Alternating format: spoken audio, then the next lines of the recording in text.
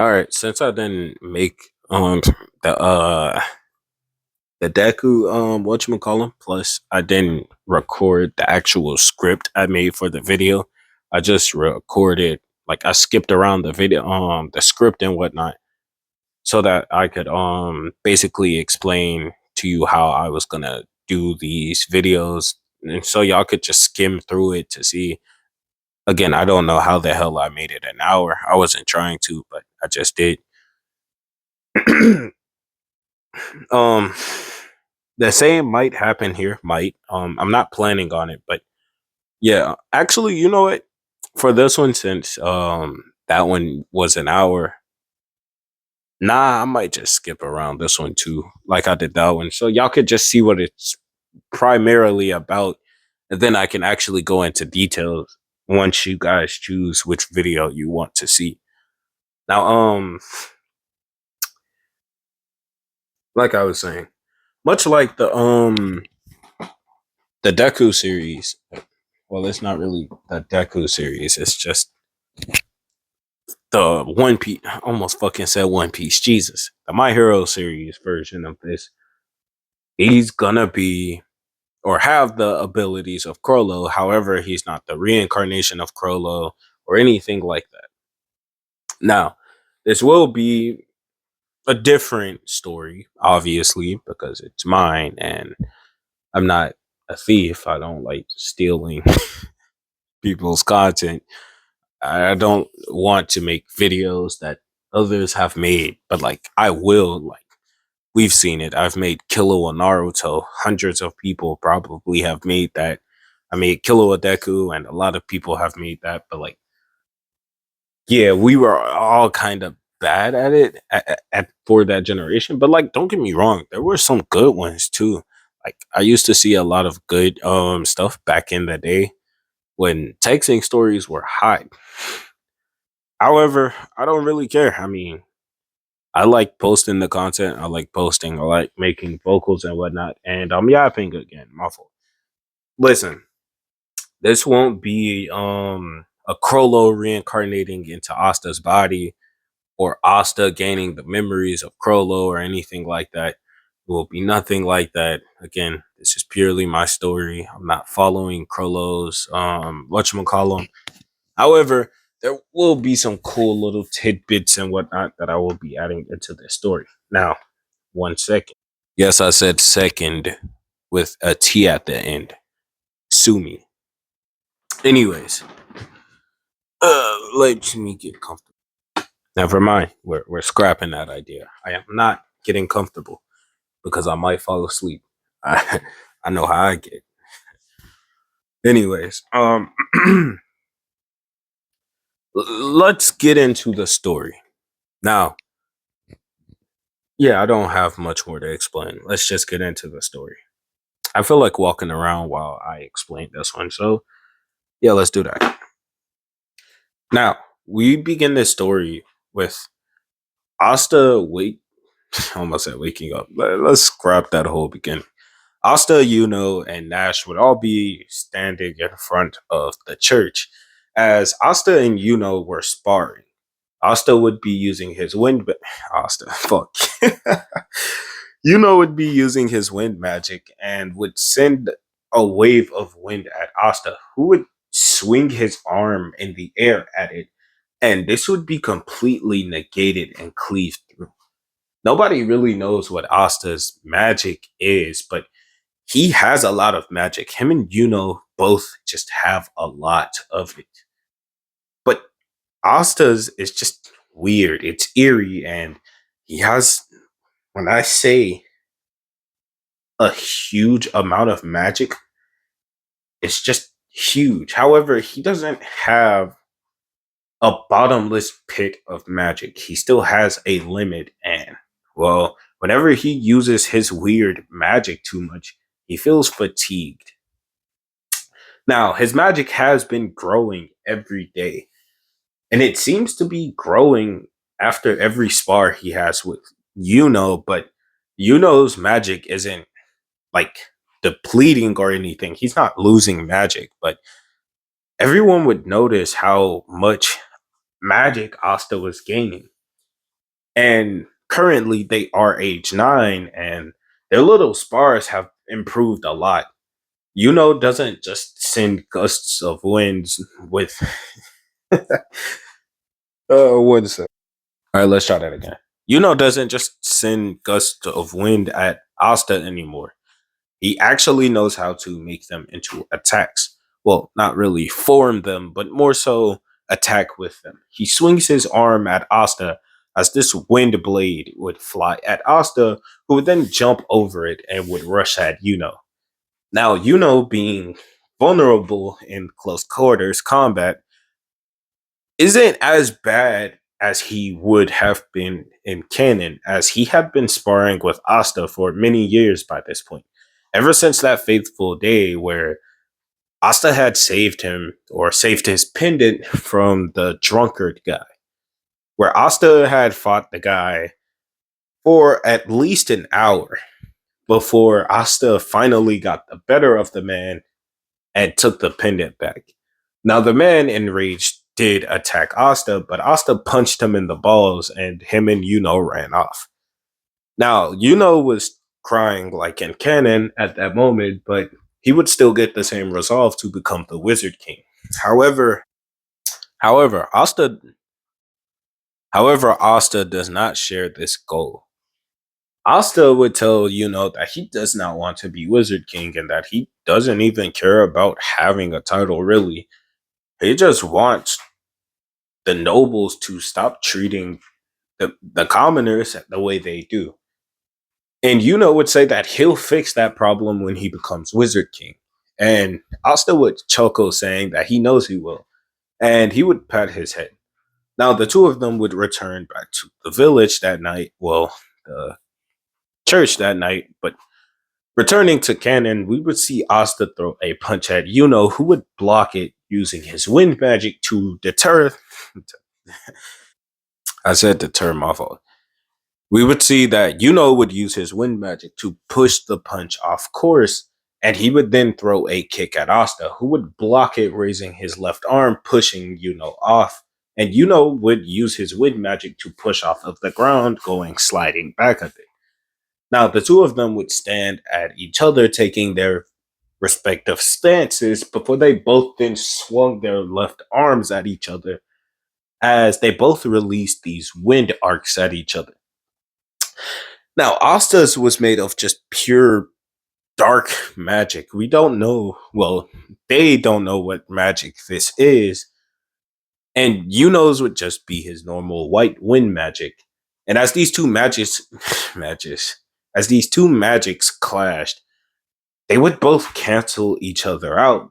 Before Asta was already on the move, and before could react, Asta would have a punch at his face. But he would stop it there, as the two of them would chuckle, as Asta would tell that he lasted longer this time, and would tell him to just shut up.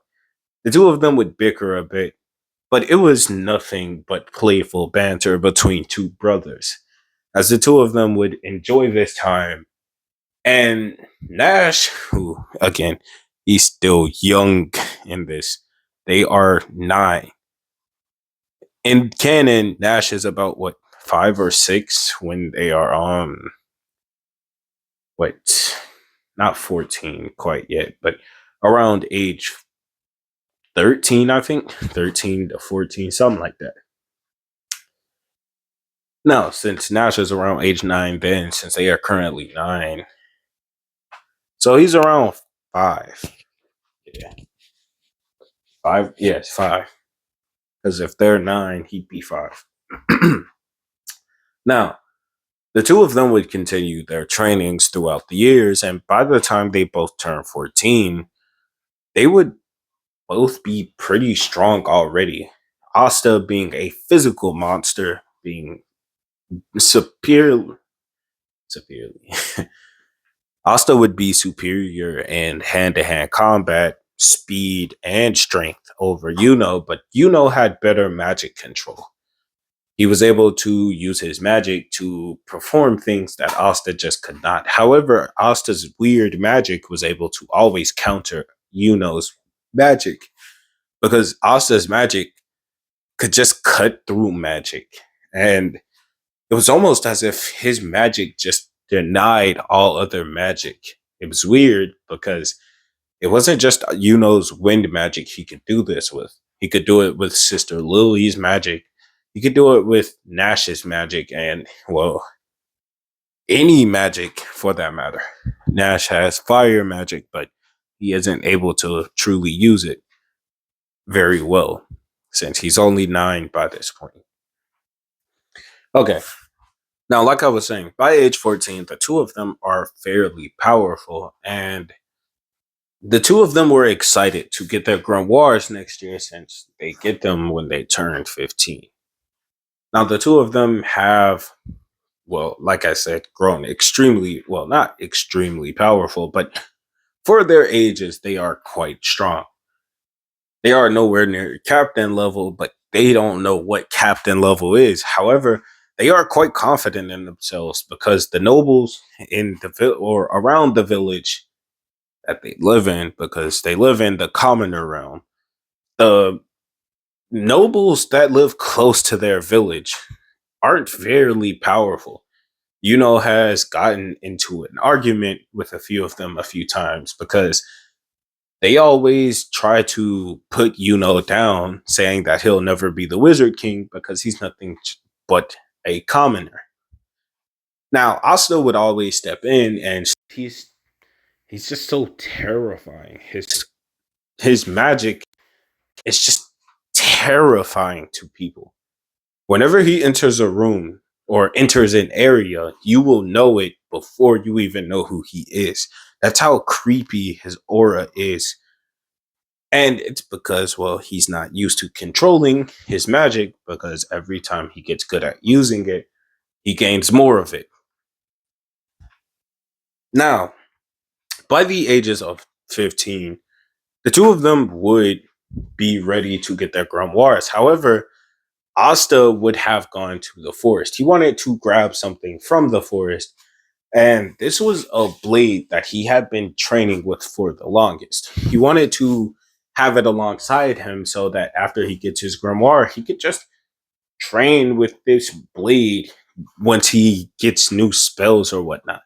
Plus, I mean, wizards gain spells in their grimoires whenever they have something they're good with next to them. So maybe he'll gain something cool by just having this wooden sword with him. He didn't know yet, but he would then run back for the grimoire tower. And when he'd arrive, he would open the door to see getting his 4-leaf grimoire.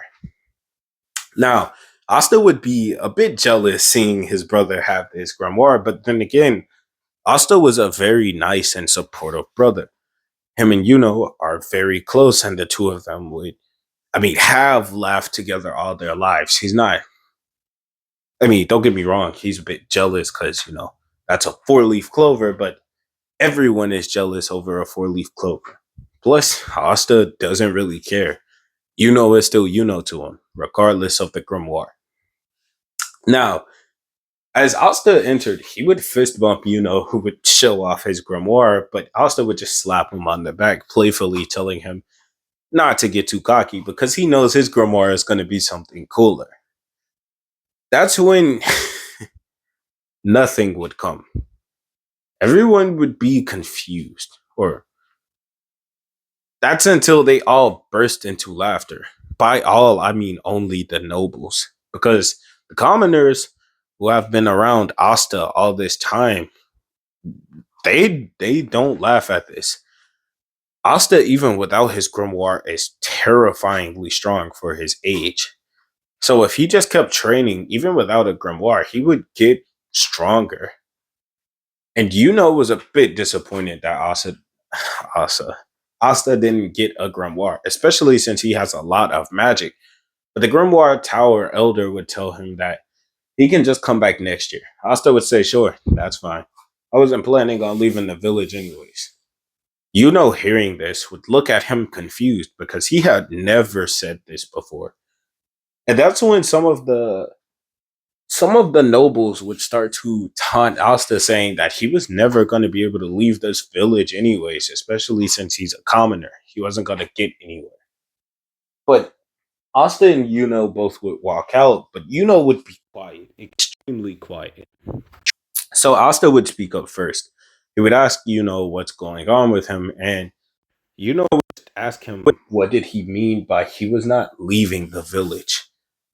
Asta would tell him that, well, he didn't really care about being a magic knight, and since Yuno was going to be the wizard king, he had no reason to leave the village. Now, Yuno hearing this excuse would tell Asta that he won't accept that as an answer. And Asta would say, well, that's the only answer I have for you. I can't really give you another one when there isn't another one. That is the only answer. I just don't want to be a knight because, well, I just don't want to be. I like being free, and my freedom does not come from me being just strong. Sure, the strong are able to do whatever they want to a certain degree. I still have, well, we have family here, and if you're off becoming the Wizard King, then I'll be here to protect them.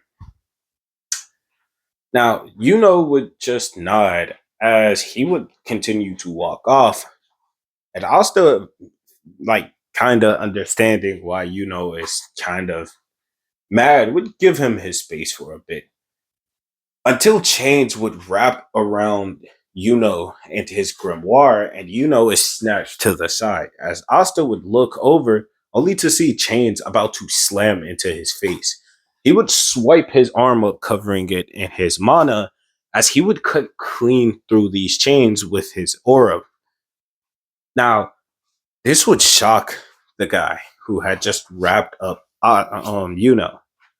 He had wrapped up nobles who were waiting to ambush Asta and Yuno because they wanted to take Yuno's four leaf grimoire. A commoner shouldn't take that, is what they were thinking. A commoner shouldn't have a grimoire like that, is what they were thinking. However, this guy, this guy right here, he wanted all of them. I mean, he had to kill. I mean, he can't kill Yuno because if he does, then, well, his grimoire will fade. And if his grimoire will fade, it won't sell for much. So he has to capture Yuno, his grimoire, and get rid of those idiots. But then he noticed that Asta was fine. He wasn't even wrapped up in his chains. He would ask Asta how he managed to slip past his radar, but Asta would point to the ground at the shattered chains. Now Yuno would look at Asta saying, Don't don't make this think. Don't make this think. Don't think this means that I'm asking for your help. But Asta would say, I know, you're too cool to need my help. I'll watch if you want. But he'd say, no, I can't move. Something's wrong with these chains. That's when Revchi, the guy, would finally speak up. He would say that his chains are special. They bind magic so that, well, the person cannot use magic as long as they're bound by his chains. He would then also introduce himself. He would say that he's a killer, that he's scum, and that he's a former magic knight. But they should just call him Revchi. Asta would tell him that he honestly did not come here or care about who he was. He just wants him to let go of Yuno or he's going to punch his teeth in. Now, Revchi would laugh at this, telling Asta that he's a loser who doesn't even have a grimoire. How does he think he's going to beat a mage without a grimoire? But Asta would take a stance and he would tell Revchi to don't blink. Now, Revchi would be confused until Asta appeared right in front of him and threw a haymaker clean at his gut with his whole fist infused with magic. Now, his arm would be caught by chains, but he would spin around, covering his left arm in his mana and would cut his right arm free. Revchi would jump away as he was almost just killed, literally, was like, Asta does not play. He has his brother and he just calmly asked him to let go of his brother. He told him no, so Asta was gonna make him let him go. Now Asta would draw the wooden blade that he had, and he would take a stance. He would cover this blade in his mana because he had been training with this blade for almost 6 years now, and he has gotten proficient enough to cover this blade in his mana. Now, it's not perfect because, well, he's not powerful enough, but, well, also because he doesn't have a grimoire. But for the most part, he's not skilled enough to perfectly cover this whole blade in mana. This blade is just too huge. He has a long sword. Now, he doesn't like long swords, but this was the blade he has been forcing himself to use because, well, the village couldn't afford to get him a katana, and, well, he wasn't going to force them to afford to get him a katana if he wasn't going to become a magic knight. This was good enough for him. Plus, he could have just made his own blade from wood if he wanted to. He just never got around to it. Now, as he held this blade, he would start to forcefully cover it in his mana, which would cause it to start to crack. But that didn't matter. He had finally done it. He covered the blade in his mana. Now, Rev G would be surprised. How is he able to do that? He's not even a magic knight yet. Only magic knights are able to cover their weapons in their mana because they have a grimoire, and yet he doesn't have one. How is he so skilled? What the hell is that kid? It's like he's a monster in that tiny ass body. By the way, Asta has not grown yet. He's not like short. Like he's the same height as Canon Asta was at this point. However, he will grow, but you'll see when. Now, Asta would take a stance, and basically he's holding the blade closer to his head and would take a forward-ish stance. He would then dash at Revchi with this blade as he would cock it back with his right hand, and he would cover his left hand in his aura, which would cause the aura on the blade to flicker as if about to go out. But Asta didn't care. He could just switch. Now, he wasn't sure he could do it, but that wasn't the point. He could just force it again. He would rush forward, slashing the chains with his left hand as he saw the blade was chipped, and if he swung it, it was going to break. However, he didn't want that. He wanted to finish Revchi with this blade. He couldn't cut through Revchi with his hand using his aura because he hasn't gotten strong enough to do so. His aura blade isn't dense enough to cut through people. It can cut through magic just fine, hence why it's able to cut through his chains. Because his chains are formed from his grimoire, but they are connected by magic. So he's slitting the magic on them, causing him to be able to destroy the chains. Now, as he got closer and closer to Revchi would cause he would shoot chains out from behind him that came out of the wall, shocking Asta. But Asta would swing his arm, causing the same type of wind arc, this dark wind arc to fly at Revchi, kind of like how he did when he fought against back when they were 9. But this time it's more controlled, and it would slit through these chains with ease. However, Revchi would surprise Asta as he would activate this spell that would cover his body in chains. And as these chains blocked the attack, sure, the chains were destroyed, but Revchi wasn't hurt. And he thought it was because the chains protected him. And Asta, seeing that he doesn't know or hasn't figured out that his aura can't hurt him yet, Asta would rush at Revchi, faking like he was about to slash him with his hand. And as Revchi covered Asta's hand with, well, the chains to stop his arm, Revchi went to grab Asta's face, but Asta would bring down this blade down on his neck. But as soon as it made contact, it would shatter. And Asta's eyes would widen as Revchi threw him into a wall using the chains. And Asta lay there in shock. he didn't expect the blade to shatter that easily. He knew that it was cracked and was about to break, but he had assumed by this point he could at least cut deep enough into his neck to incapacitate him. However, he didn't. He wasn't enough yet. And seeing how he wasn't enough yet, he would be laying there just in shock. I didn't save Yuno. I wasn't able to save Yuno. But he's my family. I have to save him. Revchi would step on Asta's face, like in canon, saying that Asta should have known better than to attack a wizard when he doesn't even have a grimoire. He would start to laugh at Asta, saying that he's useless. And it's no wonder he doesn't have a grimoire because, well, no one as useless as him needs to be able to become a magic knight.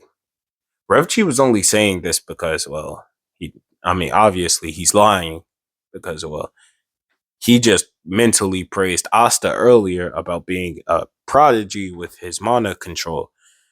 Well, for his age and for not being a magic knight or training with his own grimoire yet. So, yeah, but he was only saying this to put Asta down further. He didn't want Asta to understand his potential. And that's when Yuno would yell out at Asta to not listen to Revchi. And Revchi didn't like this. He didn't like how Yuno was still talking. But he couldn't kill him. So he did the nest back thing. He did the nest. I said the shit again. He would then do the next best thing, as he would control his chains and would use it like a whip and would slam it across Yuno's face, knocking Yuno unconscious immediately. And Asta seeing this, seeing blood pouring from Yuno's mouth as his head hung, would assume that Yuno died, as he would weakly say, Yuno? Yuno, wake up. Revchi, hearing the soft whispers of Asta, would start to laugh. Kid, he's. But he would freeze as he would smirk, as he would point his finger at Yuno, and chains would seemingly pierce Yuno all over. And Asta's eyes would widen. He's dead. Stop calling for him. He's dead. Asta, seeing the blood on the floor and seeing the scared nobles who were not even speaking, they had just been silently watching this whole time. They were afraid that they'd be next. And one of them would see that Yuno's grimoire wasn't fading. He was still alive, but he didn't want to say anything. He didn't want to get on Revchi's bad side. And that's when Asta would start to stand up, but Revchi would kick him back down. Hey, I didn't tell you to stand up. You can't go over there. No, you stay right here, and you'll watch him bleed out and die. I mean, it's not like you're strong enough to get around me and go save him. Now are you? And as a matter of fact, since you're so weak, how about I let you join him? He would open his grimoire as he would start to say a spell. But that's when Asta's fist would slam into his face as he would go flying backwards. And he would slam into the rocks behind him, but he would get up as he would see Asta standing up. And this dirty, disgusting grimoire was floating in front of him. As his grimoire had this mark on it. It was a 5-leaf clover with these 4 things on the inside. He couldn't really tell what they were, but it looked disgusting. the grimoire was orange and dirty, and it pissed him off more that Asta had just awakened the grimoire because of him. And not only that, but the fact that the grimoire was just so disgusting. He would look at Asta and he would tell Asta to thank him. He would tell Asta to get on his knees and beg for his gracious praise for awakening a grimoire thanks to him. But Asta would tell him to shut the hell up. I'm going to kill you. He would hold his hand out as if calling for something. He didn't know why, but he would then reach into his grimoire. And that's when Revchi, annoyed at Asta, would tell him to just fucking die. He would send these chains at Asta, who would then pull something out of his grimoire, as it'd be this cloth. As these chains would hit the cloth, and the cloth would wrap around these chains before the chains would shrink.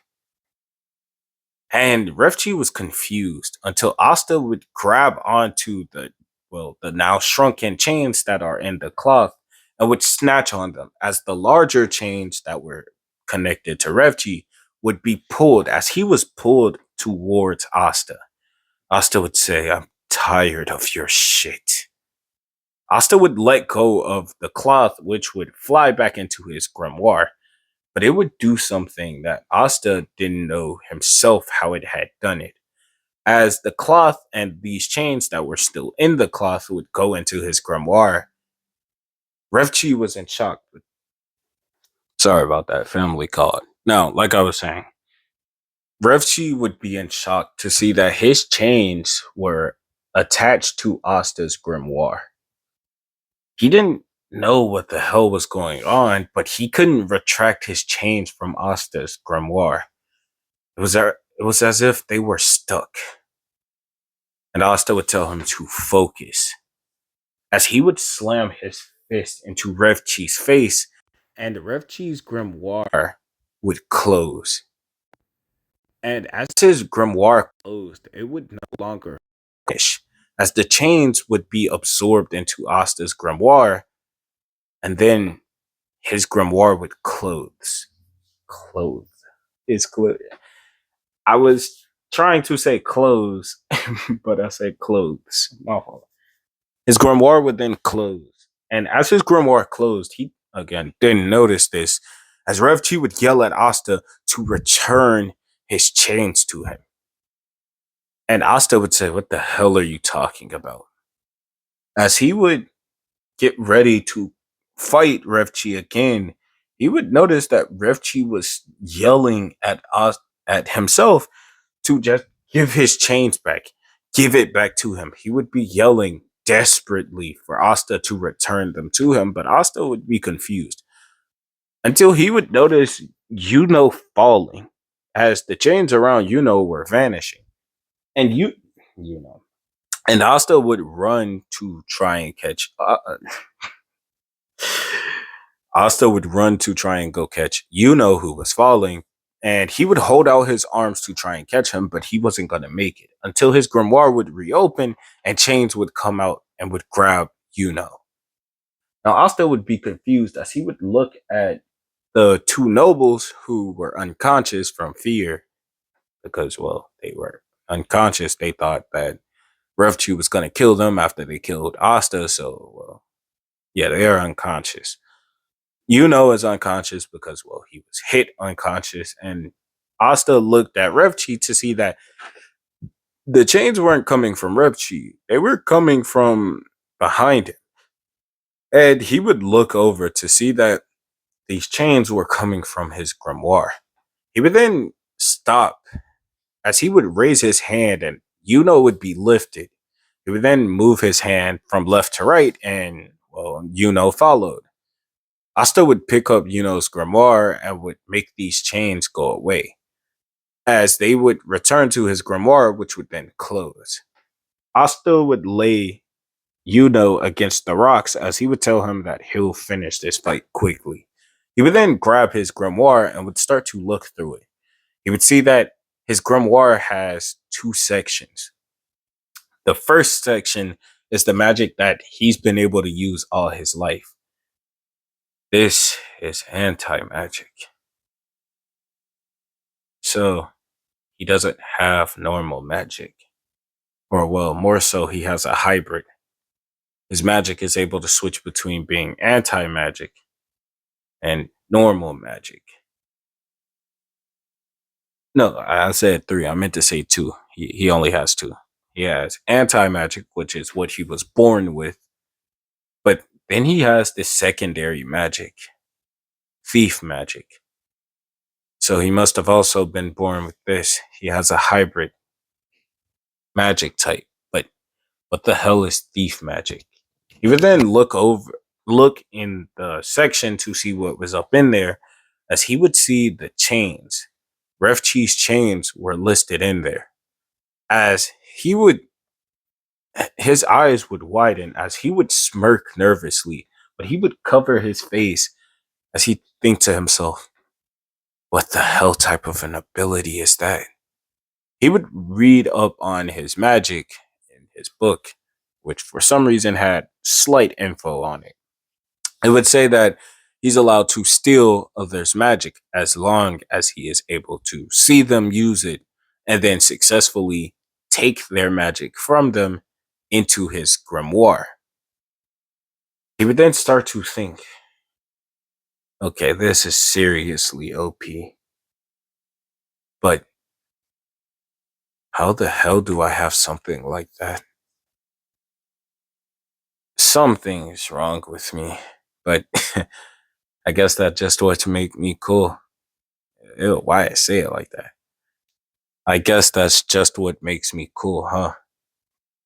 He would then look over it one more time to see the bottom step or bottom of it. It would say that he only has those two conditions, but if it comes down to a type of magic that does not rely on him being able to steal it, all he has to do is see the person use it and then have them touch his grimoire for him to steal it. So something like teleportation or invisibility, something like that. If he sees that and then the person touches his grimoire, he is able to steal their magic. Now, he would then look back open. He would then look back into the anti magic series, something that he's been good with all his life. And he would see a blade in there. As he would summon it, and this blade would be weirdly shaped. This blade was the hilt of an umbrella, as it was literally an umbrella that came out, but only the bottom of it came out. As he pulled out this hilt, he would see that it was labeled Phaeton's umbrella. That was literally the name of the umbrella. He would see other stuff up in this anti magic series, but they weren't related to anti magic. They were in the anti magic series, but they were labeled as memories. They were labeled as the memory series. So he has his, well, yeah, I'm gonna just say he has three sections in his binder. He has anti magic, which Phaeton's blade is under. That is the only weapon he has in the anti magic series. He then has his thief magic, and then in the back of his book, he has memory magic. Now, this memory magic is just a few things that he gained from, well, his ability coming from Krollo. Now, he doesn't just have all of the abilities of the Phantom Troop, if you couldn't guess who the memories came from yet. He doesn't just have all of their abilities in his grimoire, but he can unlock them. Now, that's if you guys want to see that. But what I was going to do is I wasn't going to give him all of their abilities. I was just going to give him a handful of them and leave it at that. But yeah, for now, he only has a few. Now, continue. Asta would turn back to Revchi, who was now on the ground, looking at his hands as he was trying over and over again to summon his chains. He could still use magic, but his chains weren't being summoned. He could still lift, could still use magic. He could still use magic, right? He kept trying and trying, but it just wasn't working. He would look at Asta and would yell at him, asking what the hell he did to him. His magic wasn't even activating anymore. As Asta would freeze, realizing something dangerous about this ability. Not only did he steal his magic type, but he also stole his magic in general. That's dangerous. He would think to himself that he shouldn't just use thief magic all the time, but should only use it on people who are just truly dastard. He would then turn to Revchi saying that he'll just kill him, but that's when Yuno would start to wake up and also the nobles. And so Asta would resheath his blade back into his grimoire as the umbrella would fade back into it. He would then show Yuno his grimoire, handing Yuno back his grimoire, and then he would show off his own. Yuno would say, "Ew, what the hell is that?" Asta would say, "I know, it's cool, right?" He would say, "No, why is it so? Oh, never mind. I was just groggy. Why is it so brown?" Asta would say, "Well, it's not dirty. It just looks like that because, well, I mean, my magic type. However, I think you have a score to settle." He would then look back at Rivchi, who would be on the ground in tears. He had never thought he would be reduced to this. He was weaker than a commoner who didn't even have a grimoire. Now that he doesn't have magic, he's just a magicless loser. And this would piss him off as he, in a blind rage, would rush at Asta to punch him. But this is when Yuno would swing his arm as his wind magic would slash across his chest, not to kill him because, well, obviously Yuno wouldn't kill anyone. Well, especially not current Yuno who hasn't even shed blood against someone. Well, besides just now, but yeah, current Yuno wouldn't even try to kill someone. And so when he swung at him, he wasn't trying to kill him, he was just trying to incapacitate him. And so when this wind blade slashed across the Revchi, he thought that Revchi would stop, but Revchi didn't. He forced his way through the wind and would swing at Asta, who would just punch him in the chest. And this punch, filled with his anti magic, would cause Revchi to hit the ground. He would start to cough out blood as he was falling, as Asta had precisely struck him in the chest where his heart was, to momentarily shut down his body and knock him unconscious. And as Revchi hit the ground, Asta would grab him by the back of his, well, shirt. Asta would start to drag him off as Yuno followed, and the two would start talking. Asta would then tell Yuno that he still doesn't want to be a magic knight, but that's only because he really now wants to stay in the village to protect their families. And Yuno would say, that's fine. I mean, he can't force Asta to be a magic knight. However, he's going to be very depressed if Asta doesn't go. Asta would then slap him on the top of the head, saying that of course he was going. He now has his super sick grimoire. He has no reason to stay here. Plus, he would think to himself, he would Asta would think to himself, plus, with my new thief magic, I want to get as strong as I can, so that if anyone ever decides to attack our village again, I'll make them pay. Yuno would snap his fingers in front of Asta before slapping Asta back on top of the head for smacking him, And Asta would say, "Hey, watch it." The two of them would laugh a bit before they both would hold out their fists. As Yuno would hold out his, saying that he'll become the Wizard King, and Asta would hold out his, bumping Yuno's fist, saying that he'll become his assistant, since Asta doesn't want to be the Wizard King because it sounds like a lame job. However, he'll help out his brother, and if Yuno can't become the Wizard King, he might go after the job. He was obviously saying this in a playful manner, but Yuno would take this as a challenge. And he'd say, then from now on, we're rivals. Asta would say, sure. And the two of them would walk back to, well, the church. As Asta would drop off Revchi, who was still unconscious. And even while unconscious, he was muttering about his loss of magic. And when the guys, the nobles, would explain that Revchi had chain magic, the guy would tell them that he doesn't have magic. And they were confused. Even Yuno was confused, but Asta, he wasn't confused. Obviously, he understood what had happened because he stole Revchi's magic accidentally. Revchi no longer has it, and so obviously not. But Asta still had something. He'd say, no, don't worry. I copied his magic. Now, he was lying, but he just didn't want them to know he could steal magic. Claiming that he could use copy magic was perfect.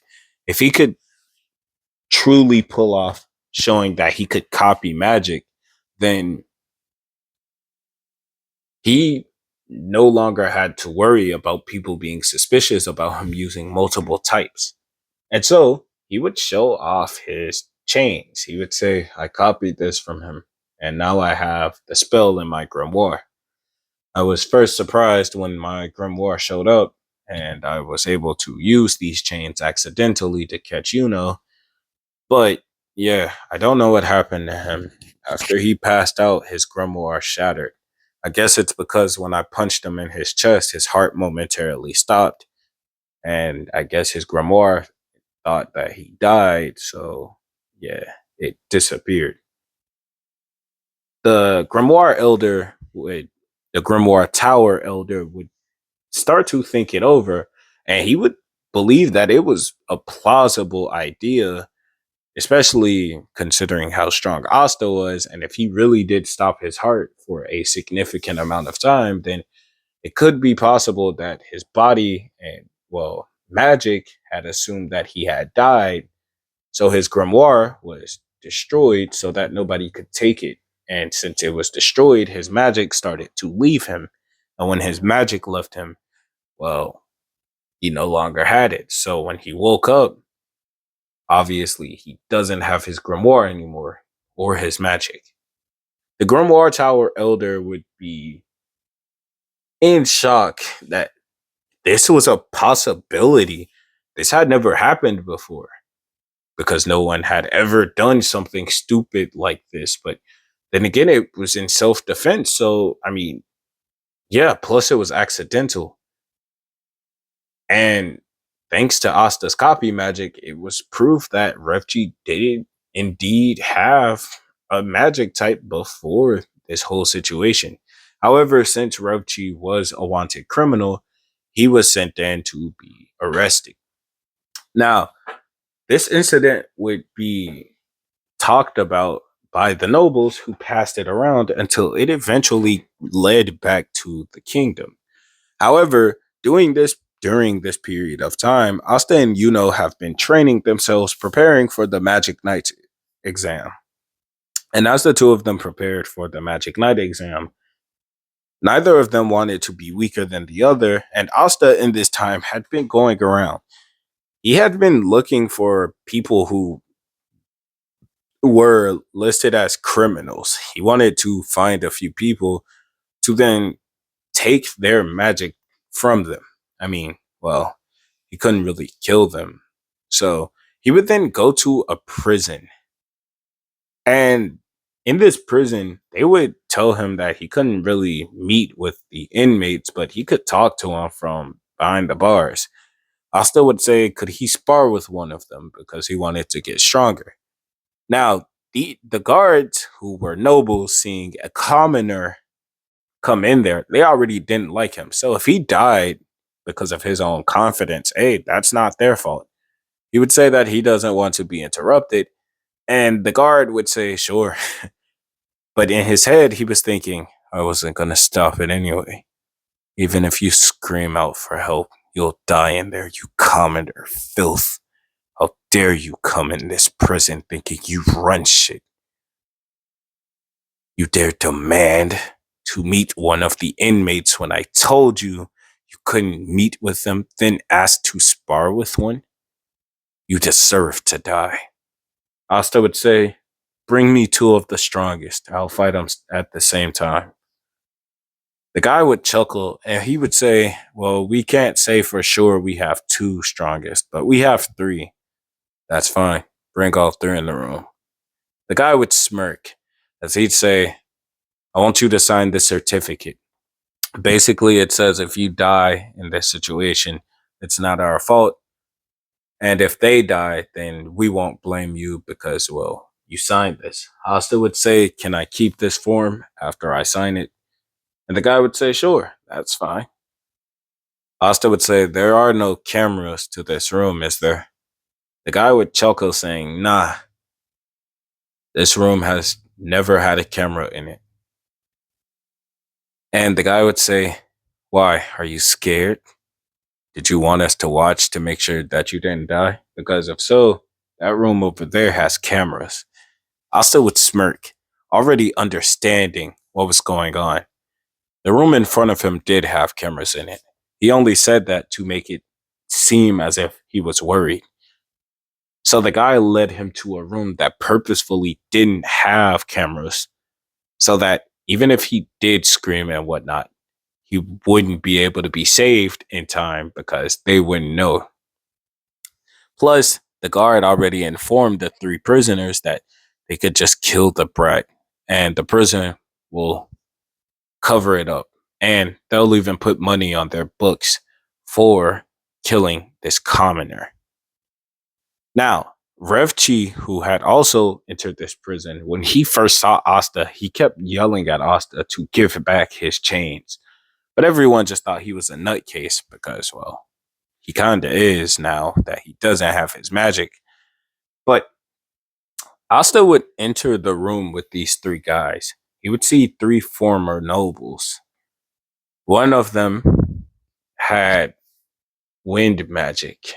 This wind magic was different though. It wasn't like Yuno's wind like manipulation magic.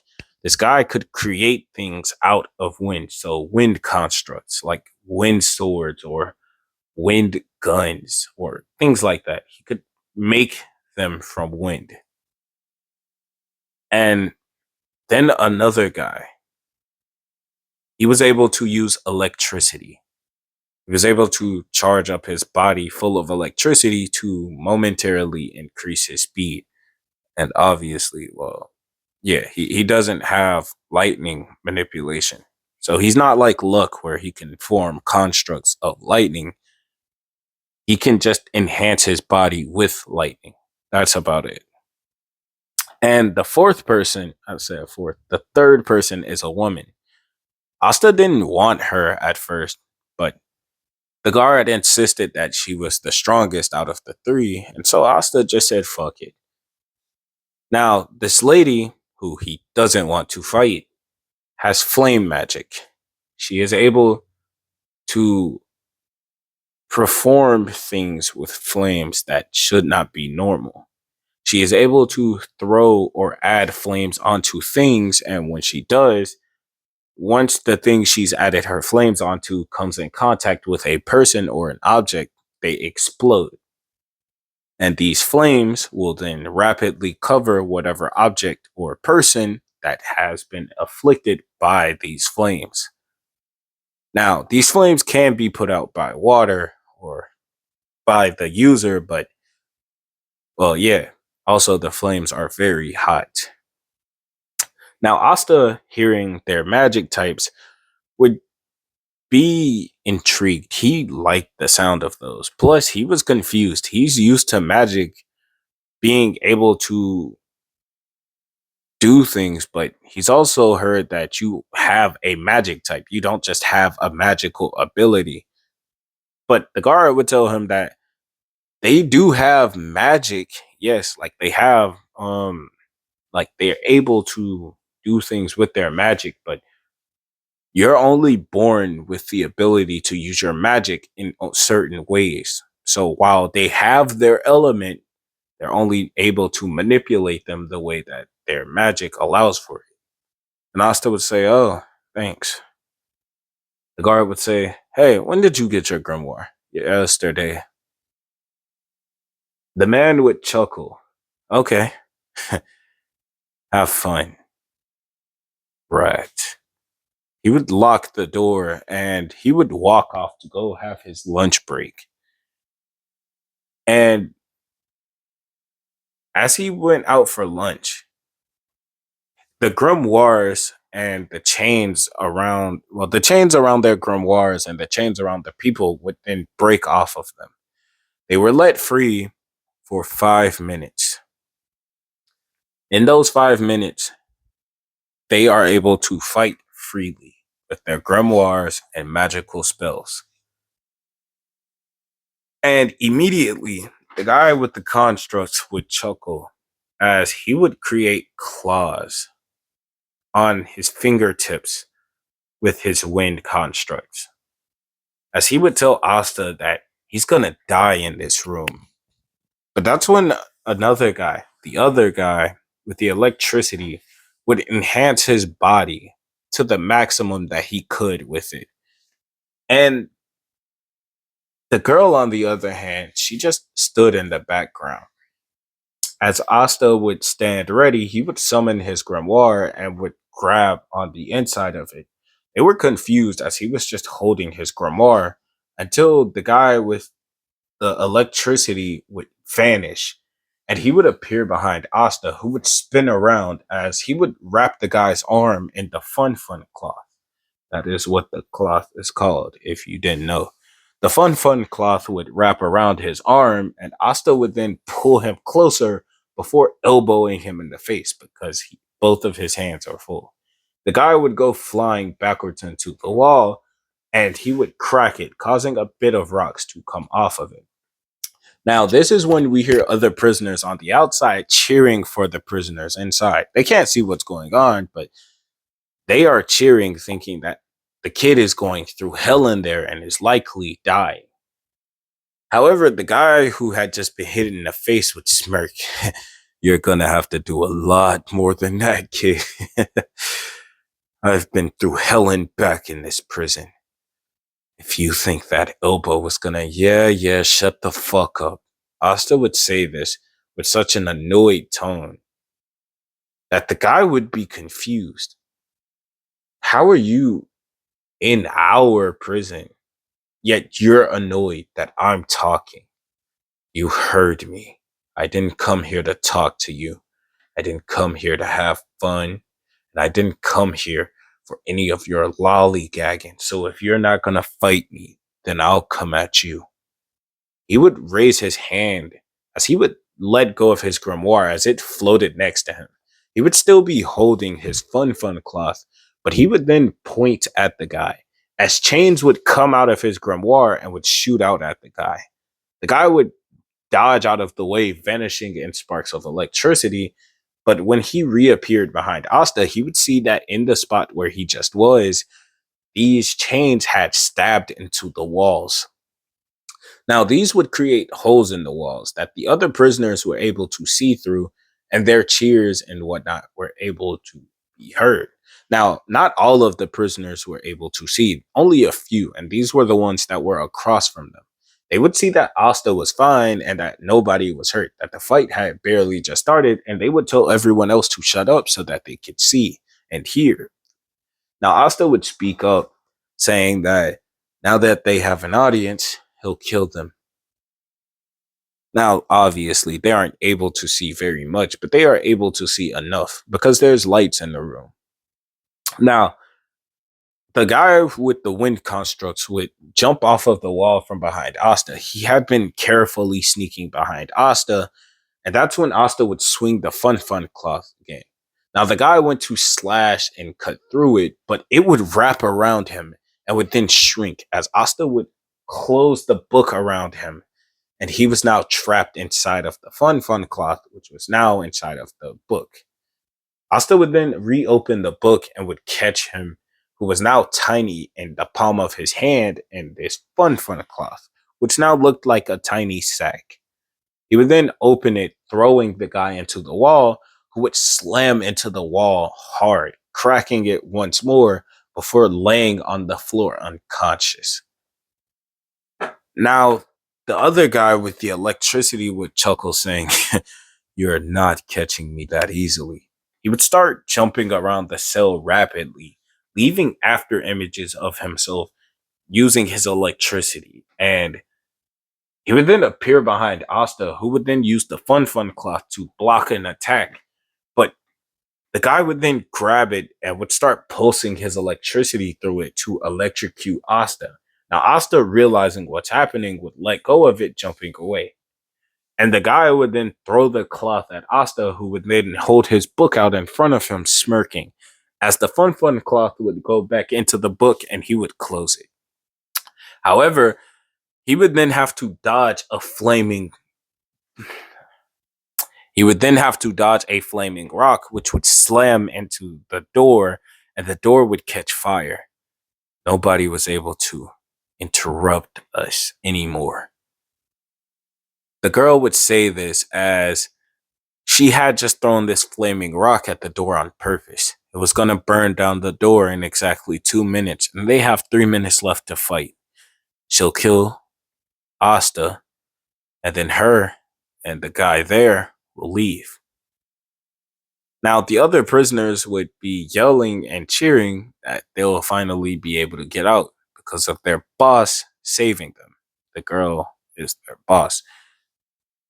Now, Asta would say that she doesn't have to worry about this guy because that's when she saw that the electricity guy wasn't able to move.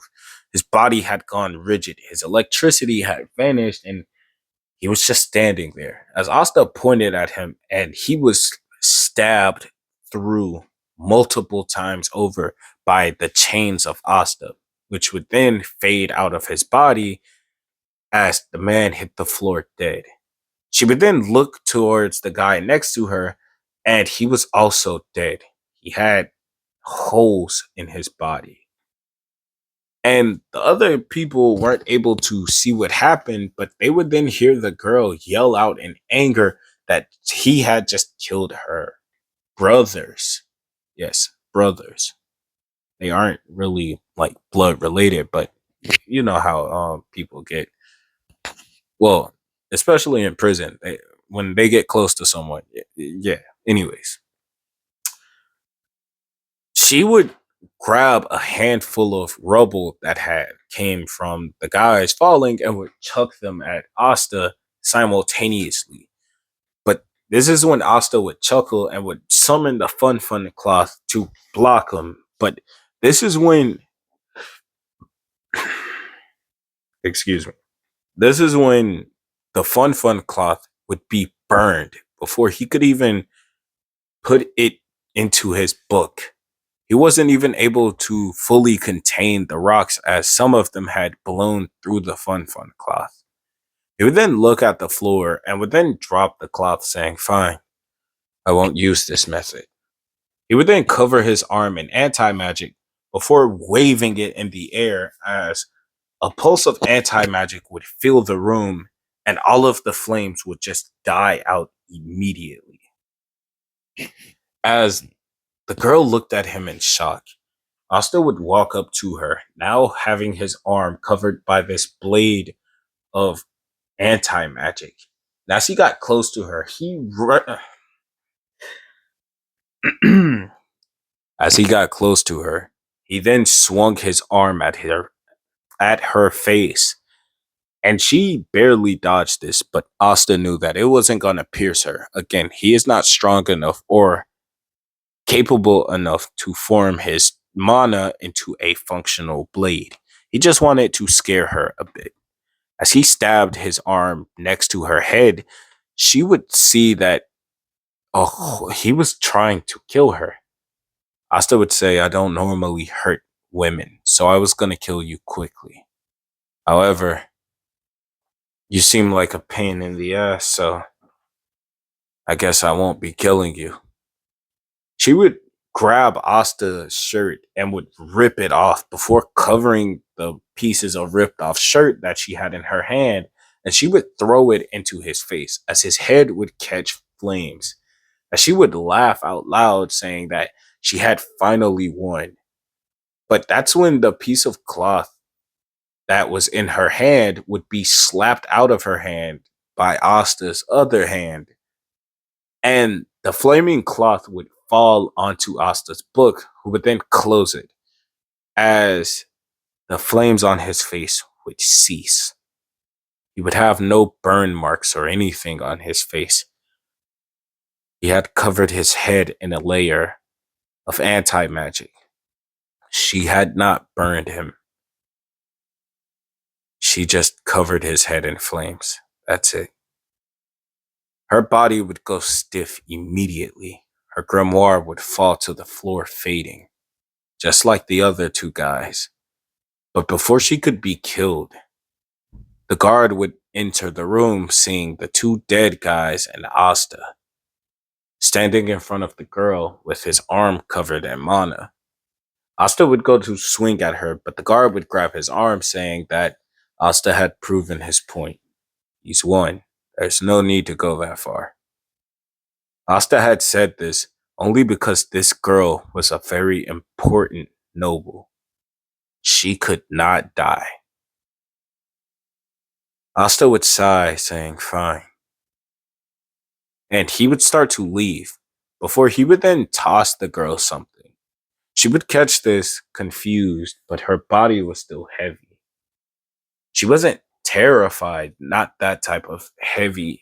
She couldn't move really, but she was able to move her hands enough to catch the thing Asta had thrown at her.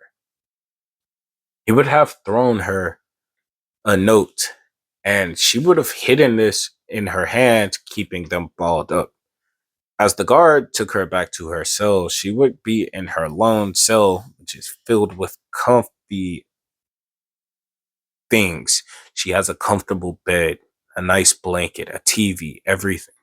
Well, not really a TV, but something to watch things through. But it's not a TV. It's made with magic. Now she would look at this note in her hands when her body finally relaxed, as Asta would have written in this note using his anti magic. He didn't use his normal magic. He would tell her that he appreciates her for giving over her magic. So, as long as she keeps quiet about her magic being stolen, he'll let her live. He would also have written in this note that when she gets out of prison, if she's a noble that he can grow to respect, if she can prove that she isn't trash, and since she's likely gonna get kicked out of her, well, family because she no longer has magic, just go, all she needs to do is go to the church in Hajj village, and if she can prove that she's no longer a cocky prick there, then Asta will gladly return her magic. Now, he doesn't know whether or not he can return magic quite yet. However, he had a feeling that since he has anti magic and he's siphoning her magic with his own by using, well, his thief magic, since it's magic that's causing her to be magicless, his anti magic should be able to reverse it. Now, that sounds like a lot, which it kind of is, but yeah. Now, Asta would begin his training arc with his newfound abilities. He wouldn't be allowed back into the prison, but he also wasn't exposed about his abilities, and the girl would have a change of heart. She knew that her family was likely gonna disown her once she gets out of prison, and if Asta could keep his word about giving her magic back, then she'll take that chance. However, she still doesn't like him. He's annoying, but the way he stared at her gives her shivers. And she won't lie, she kind of liked it in a weird way. His look was just so intense, yet weirdly comforting. She didn't like it, but she couldn't really say that she's not curious on how he stole her magic. So she'll play along and she will change. And she wasn't lying. She would have gotten out of prison before the Magic Knights exam, and Asta would have been coming back to the church with Yuno, and he would see the girl there. She would introduce herself to Asta, calling him Master Asta, which would shock everyone at the church. As Asta would ask for her name, she would say that her name is Renee. She would say that her name is Renee, but Asta would say, let me guess, they took away your last name? She would nod, saying that unfortunately they did. Asta would place his hand on her head, and he would activate his anti magic while also activating her magic, and he would activate his anti magic on the magic he had copied from her because, well, okay, I didn't really explain it, but whenever he steals magic, he takes their grimoire. You might be wondering how he does that. Because he's taking their mana, which summons their grimoire, and putting it into his grimoire. So basically, he's able to half return it. She has to get stronger herself. However, he still has her abilities. Now, her magic is tied to him. His grimoire is now her grimoire. It's hard to explain, but you'll get used to it. Now, Renee would be in shock that she has a grimoire now, but it looks like, hold on. Her grimoire looks like this. Yes, like exactly like this, but like not the hand. Instead of the hand, it has this on it. So her grimoire now looks like Asta's grimoire, but it has more so not this on it. It does not have this cross on it. It has a spider on it. And this spider has one leg with the number one up in it. She was now the first person to be a part of his spiders. And Asta now has a new member, not in his group, obviously, but she does call him Master Asta. So, yeah. Now, her grimoire is now more powerful because, well, not because she has anti magic. She does not. Her magic pool has grown because her magic has been with Asta for so long. Her mana, her mana amount has grown significantly because Asta has a huge lot of it. So while Asta still has her ability in his grimoire, it's no longer labeled as stolen under thief magic. It's now in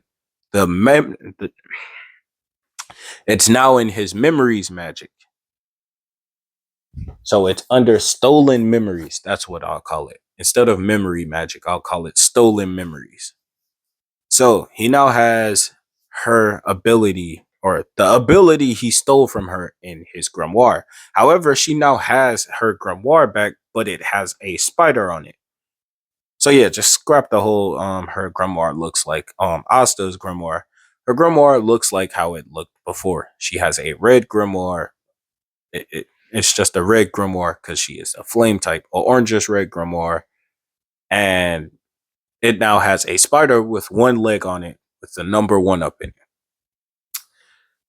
And yeah, I haven't really explained how Renee looks yet, but I didn't really.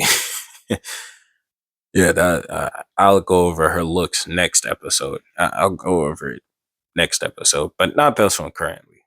Now, Asta would introduce Renee to everyone well, you know, because he has also been away from the church as long as Asta has, because they both were training, preparing for the Magic Knight's exam. And Renee would be looking through her grimoire. She had been disowned by her family, but Asta had just so easily taken her in. Well, not Asta, but the church. And Asta would offer her to come with him. He would say, since she's now technically connected to him, he would want her to follow him. Plus, he can't leave her here since he's kind of the reason she got kicked out of her family. So he wants to rectify that. She should become a magic knight with him and his brother, you know. Renee would start to tear up. Not even her own family, while she still had her powers, or well, her magic, was this kind to her. I mean, don't get me wrong, Asta only asked her to join him in the Magic Knights exam, but even then, no one had offered, like, given her a choice on whether or not she could do something. And they never offered her to come with them, they just ordered her around.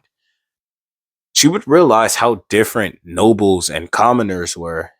And she had realized this for ever since she's been out of prison. She's been out of prison for 2 months now and have been with the church for those 2 months. Now, she didn't explain to them the fact that Asta had sent her to the church.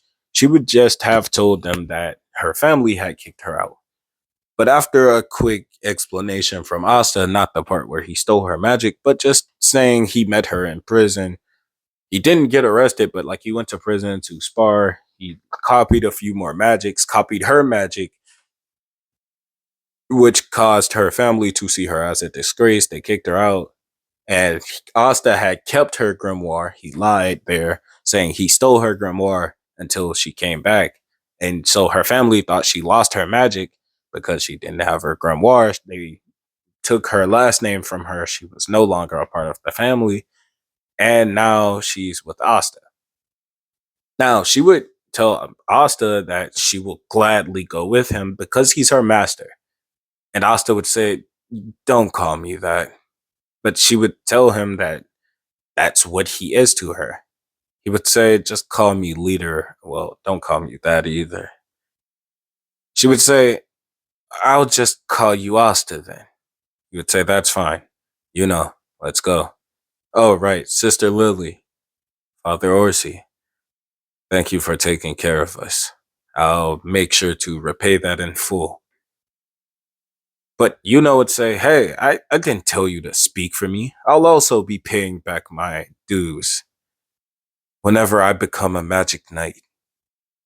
The both of them would resolve to become magic knights and then repay the the church's kindness for taking care of them for all 15 of these years. Oh well, I'm pretty sure it was 16. So yeah, they are still 15, but they're nearly 16. That's yeah, that's why I was confused. Okay, so the two of them would, well, the three of them would start leaving, with Renee following in a maid's outfit that she had gotten from Sister Lily when she was helping in the church. Why? Because they had no other outfits for her, and well, she never went to buy more. Even though she had the money, her family kicked her out, but obviously they gave her money because, well, she was still a noble. Well, before she was kicked out. And they didn't have to give her money, but I mean, they weren't going to leave her on the streets like some, trash. However, she liked the maid outfit, especially now that Asta was back because, well, he's her master. But obviously, he's not accepting that title and keeps telling her to just call him Asta. Now, the three of them would head to the capital, with Asta telling and Renee to train together. Now, Renee has more spells, especially now that she has her grimoire back. Before, she had more spells, but her grimoire was locked. I forgot to mention that. Since she was imprisoned when she not awakened her grimoire, but when she had first got that spell, she hadn't learned new spells, hence why, you know.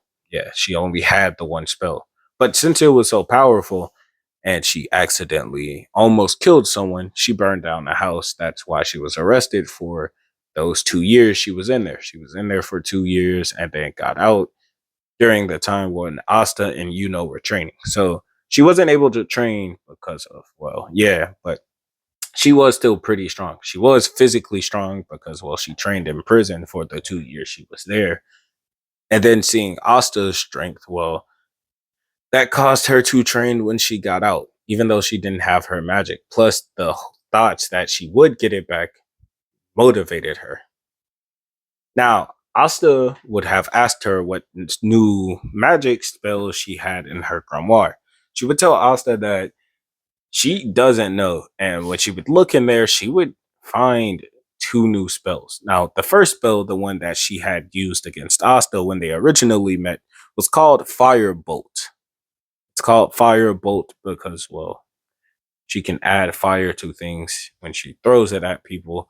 It then explodes. Like, anyways, her secondary spell is just called Fireball. She's able to create a fireball, and much like the other fire skill, when it hits something, it latches onto them and starts to burn the thing that it hit. Now she can control it. She can, not cannot, she can control her this spell, but not the firebolt one. The firebolt one takes a lot more like, because it is her adding it onto things like rocks, trees, leaves, and whatnot. It is harder for her to control. However, the fireball shouldn't be as hard since it is just a fireball. It's just purely fire. She is able to control just the fire, so she can put it out. Now, her third spell that she now, well, the second new one that she now has is called Flame Cloak. Basically, whenever she is in danger, she is able to cover herself in flames. And if someone hits her while these flames are on her, this flame cloak would then, well, a wrap. I said a wrap. This flame cloak around her. If anyone strikes this flame cloak that she has on her or hit her at all while she has it on, they will begin to burn from wherever they hit her. So if magic hits her, it will immediately start to be burned. So, like, if someone shoots a water ball at her, as soon as the water ball touches her, it will catch flames and start to boil and then evaporate before the attack hits her. Why? Because, well, fire is water's natural enemy. Now, if it's something like earth, as soon as the earth hits her, it'll still do damage because, well, it's rocks, but they will catch fire. And after they hit her, it's not like, you know.